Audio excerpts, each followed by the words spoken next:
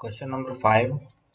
Suppose that f of x is equal to minus x power 4 plus 3 when x is less than or equal to 2, x square plus 9 when x is greater than 2 is continuous everywhere. Justify your conclusion.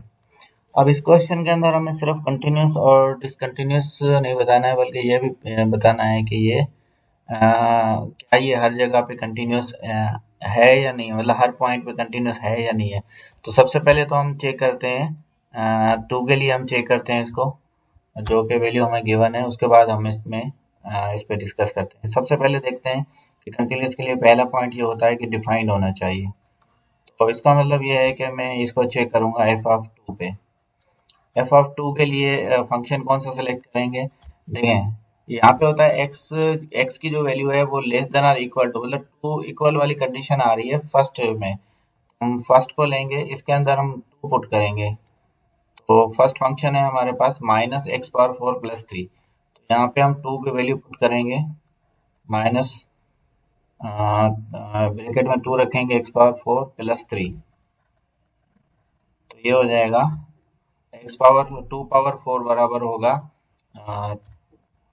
To power 4 बराबर हो जाएगा 16 के, और plus 3 ये हो जाएगा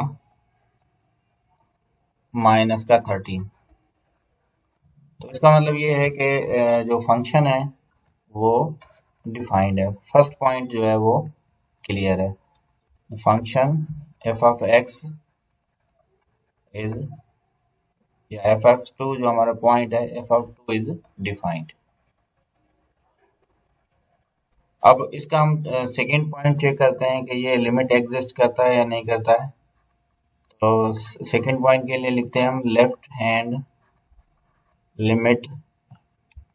left hand limit हमारे पास सेलेक्ट करेंगे limit x tends to two, क्योंकि पॉइंट हम टू ले रहे हैं अभी, टू माइनस, ये लेफ्ट हैंड हो गया।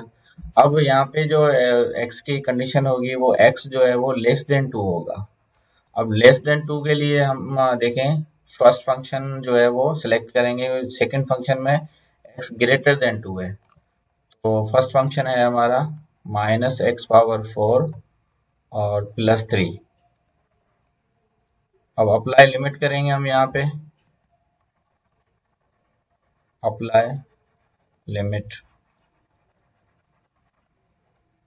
अब लिमिट अप्लाई करेंगे तो आंसर आएगा, x की वैल्यू 2 रखेंगे तो 2 पावर 4 प्लस 3, ये सेम है ऊपर वाला, तो ये हो जाएगा 2 पावर 4 बराबर हो जाएगा 16 के, प्लस 3 इज इक्वल टू हो जाएगा माइनस का 13।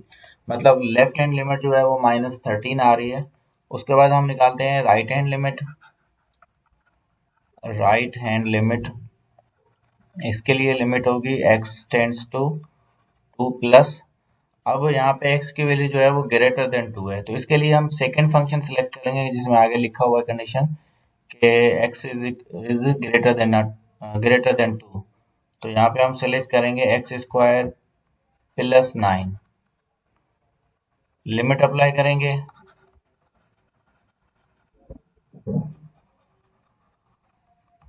अप्लाई लिमिट, तो x की जगह पे हम 2 रखेंगे, 2 स्क्वायर प्लस 9, 2 का स्क्वायर हो जाएगा 4 प्लस 9 इज इक्वल टू 13। अब इसमें आप देखें लेफ्ट हैंड लिमिट माइनस 13 है, राइट हैंड लिमिट प्लस 13 है। इसका मतलब लिमिट एग्जिस्ट नहीं करती है। जब लिमिट एग्जिस्ट नहीं करती है तो इसका मतलब ये डिसकंटिन्यूस फंक्शन है। अब ये हो गया discontinuous function 8 x is equal to 2। मगर आप अगर फंक्शन को देखें, दोनों फंक्शन जो है वो पोलिनोमियल है।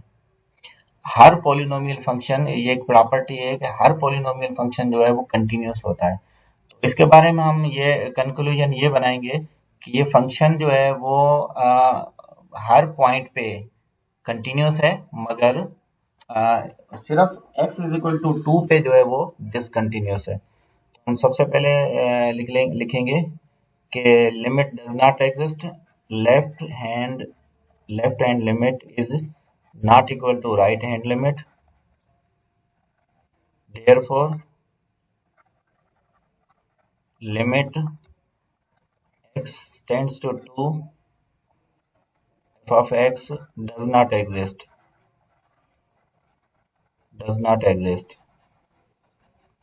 तो इसका मतलब है लिमिट एग्जिस्ट नहीं करती है।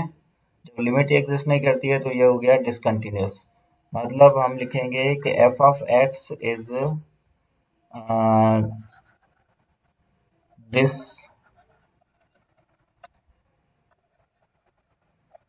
discontinuous at x is equal to 2, but क्योंकि ये पोलिनोमियल फंक्शन है दोनों पीस वाइज, इसका मतलब है कि ये हर पोलिनोमियल फंक्शन जो होता है वो कंटिन्यूस ही होता है। तो इसका मतलब but f of x is continuous at every point everywhere, मतलब हर जगह पे ये कंटिन्यूस होगा except x is equal to 2, मतलब 2 को छोड़ के बाकी ये हर जगह पे कंटिन्यूस है। ये हो गया आंसर।